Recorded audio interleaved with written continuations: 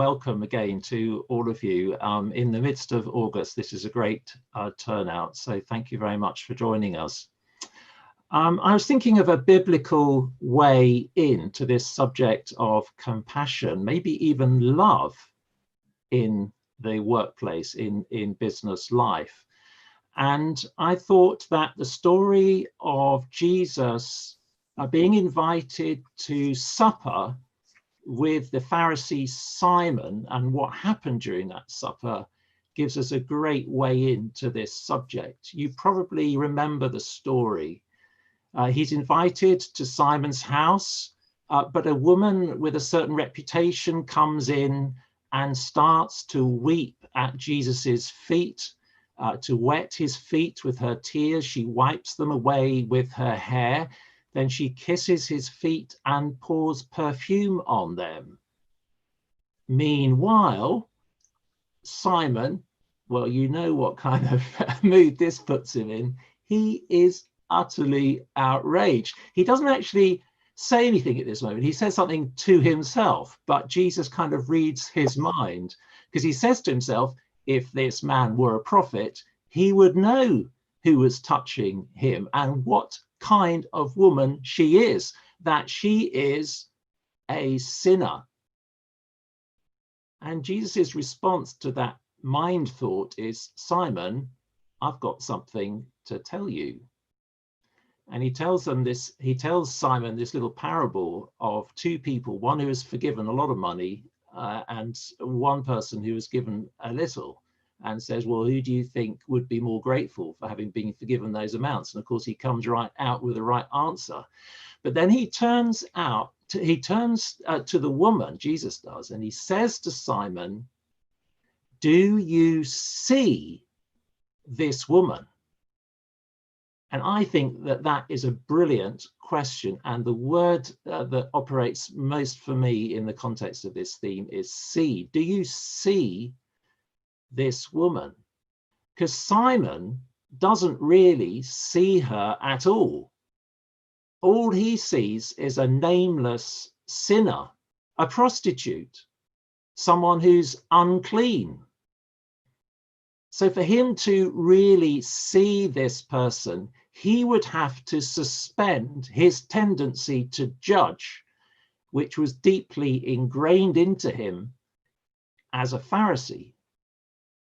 He just sees a nameless prostitute, and Jesus sees a real woman with real needs and pronounces her forgiveness at the end of the story.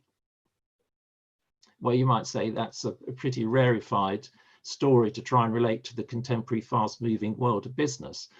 But a little while ago, I read actually in our own journal, Faith in Business, and a new copy is just out. This is a quarterly journal, and this is the new edition. It's just come out, and several people on this call are authors of articles, and we're always looking for authors of articles. So if you'd like to write something and submit it to the editors, you're welcome. But in this journal, a few years ago, actually, a business leader who was retiring and had spent all his working life in the business world as a top executive, suddenly came to realize that love had something to do with his business career.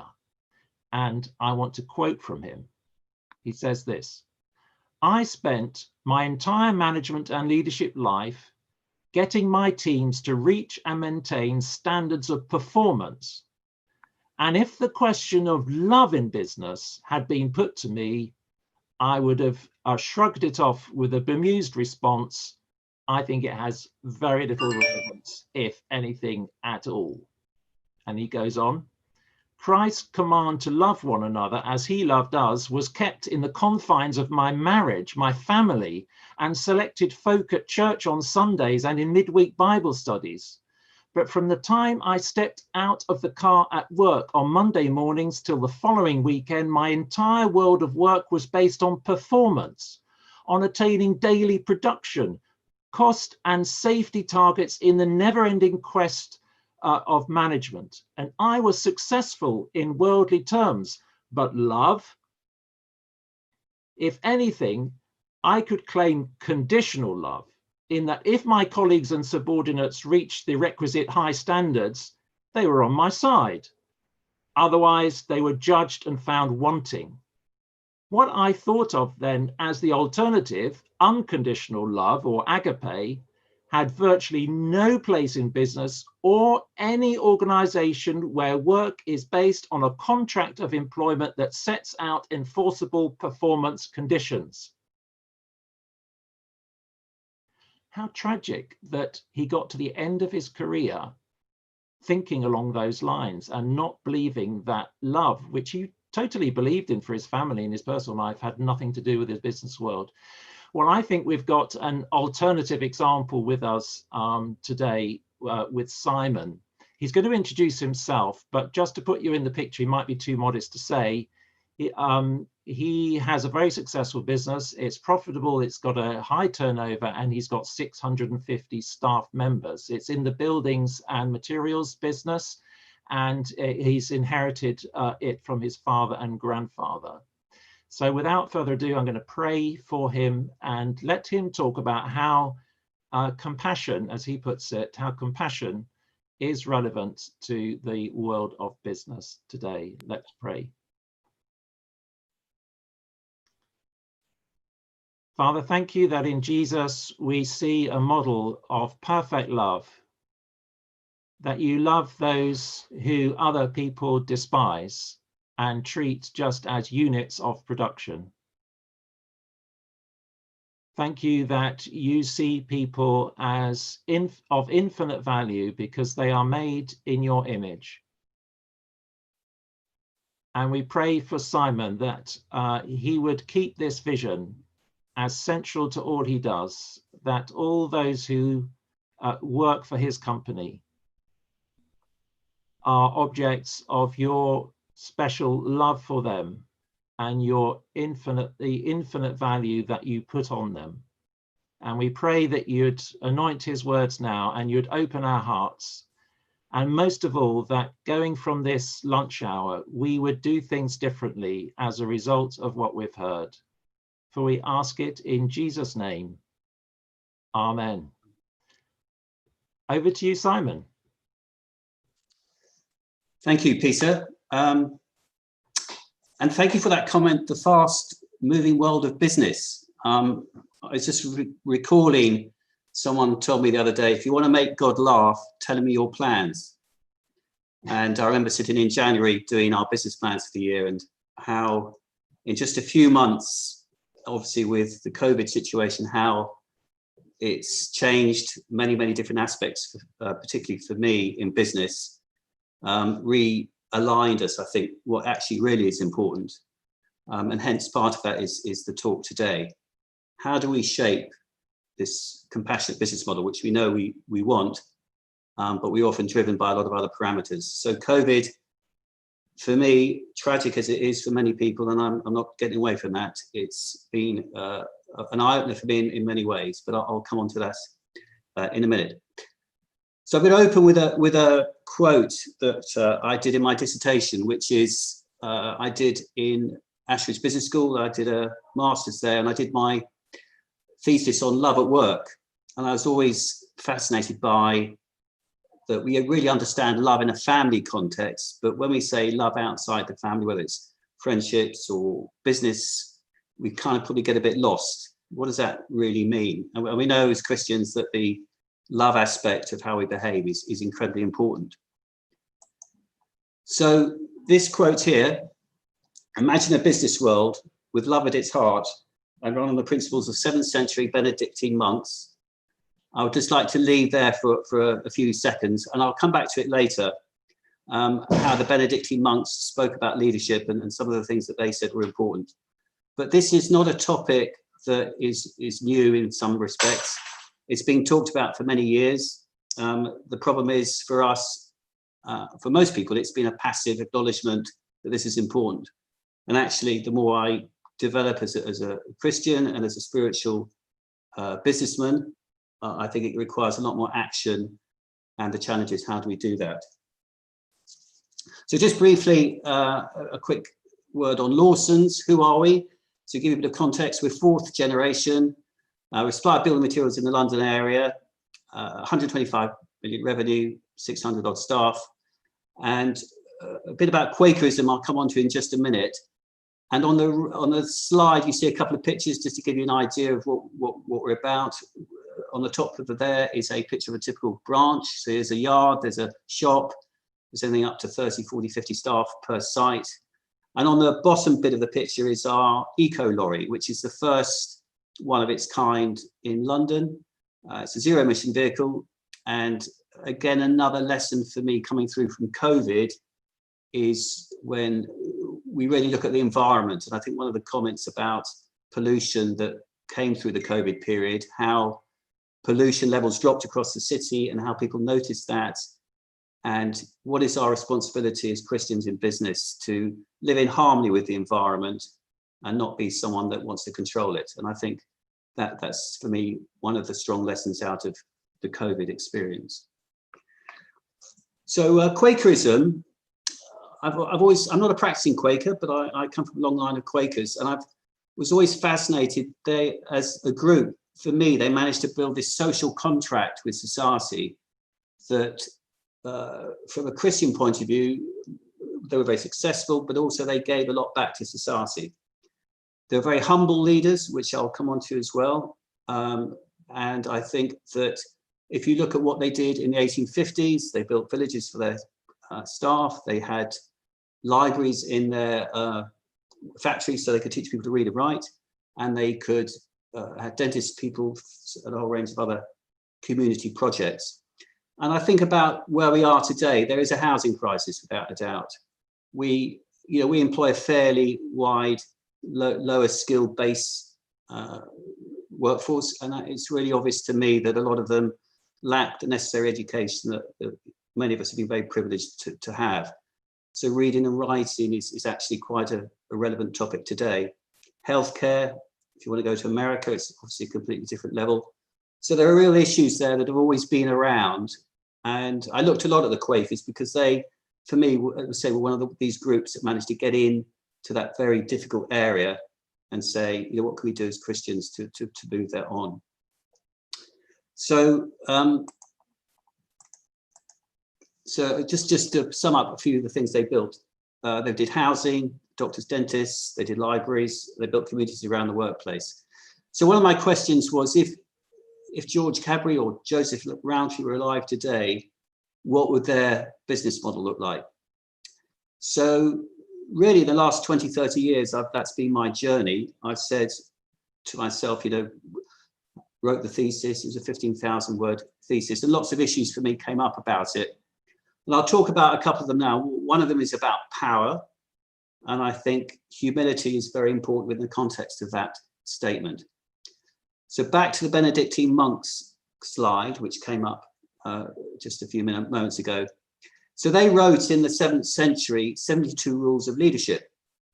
And when I went through them, I was really humbled to read about it. They talked about the most important aspect of leadership is humility.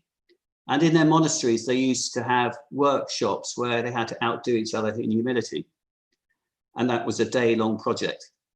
And I've yet to find any leadership course today that really concentrates on humility. We don't seem to address that as people in the secular world particularly. And if I look at the issues of how we model leadership, we look at Trump, we may look at Erdogan, we may look at Assad in Syria, we may look at China, North Korea. And these are the people that seem to predominantly lead the leadership. If you want to be successful, that's the sort of path you follow.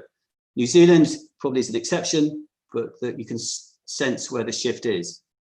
The stock market is geared up on short-termism, and I think all that leads to concentrations of power. And without humility, it leads to what's in it for thee and not for others people. So it's very important to, I think, address these issues. And leadership for me, in leading to a compassionate business model, is probably the most important aspect we have to address. Who are we as leaders and how do we enact that? And I think examples in history are really apparent. And I think you've got Lehman Brothers, you've got Enron. And what's really interesting when you really dig down into these companies, they absolutely believed what they were doing at the time was right. They were so focused on themselves that they didn't question some of the things that were going on around them, which actually led to their demise. And I always love the Albert Einstein quote there, which says, the significant problems we face today cannot be solved at the same level of thinking we were when we created them. So we have to reform our leadership, and we have to reform how we think about doing business. And I also like Edmund Burke's quote there. It said, the only thing necessary for the triumph of evil is for good men to do nothing. And I think back to my earlier point about being active in this area rather than being passive, I think is a very important aspect. And I think there's lots of manifestations of this, which are really relevant in today. I was shocked, well, perhaps I wasn't shocked, when you read about Leicester and the garment manufacturing that the people were paid on £3 an hour that came out only a few weeks ago.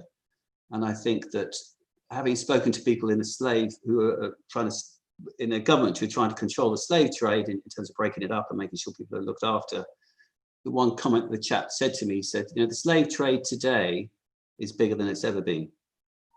And yet this was abolished 150 years ago.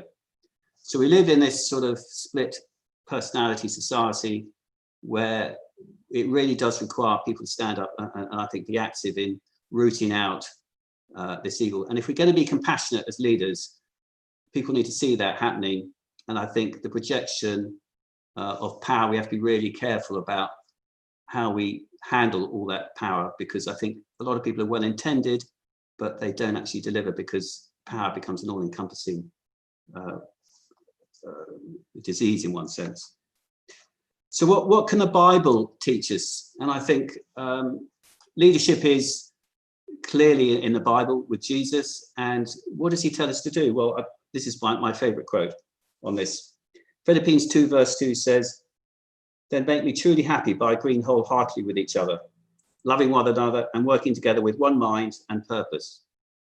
Don't be selfish. Don't try to impress others. Be humble, thinking of others as better than yourselves. Don't look out for only your own interests, but the interests of others. So we have clear guidance, and I think that's very important. So what do I do at Lawsons? I think is probably relevant. So how do I practically demonstrate compassion? And I think the servant leadership model that some of you may be familiar with is very apt here. And one of the ways I've done that is to look at where my gifts are, and I'm lucky to be able to cook fairly well. And one of the things I've done in the last 7 years is to have what I call values lunches at my house, which is to invite people around to my house, no directors, no managers, just people who I don't really know. They're on the front line. They are in the lower end of the pay scale, but they're very valuable as people to me. And I serve them lunch. I don't have caterers in, and it's called a values lunch because what I want to hear from them is what it's like to work at Lawsons. I don't want to project what I think is right for them.